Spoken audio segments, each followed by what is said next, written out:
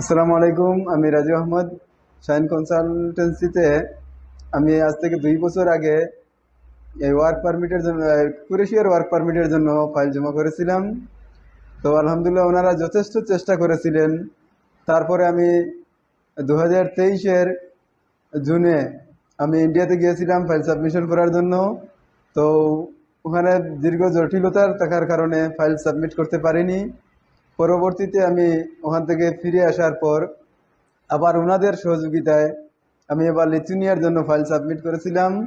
তো আলহামদুলিল্লাহ অনেক কম সময়ে আমি লিথুনিয়ার ওয়ার্ক পারমিট পেয়েছিলাম। তারপর আমি অক্টোবরের 5 তারিখে আপনার এই দিল্লির এমবেসিতে আমি ফাইল জমা দিয়ে আসছিলাম।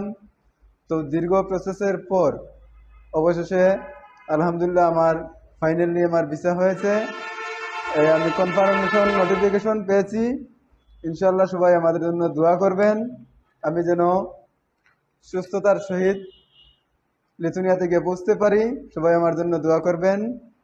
ওকে, আসসালামু আলাইকুম।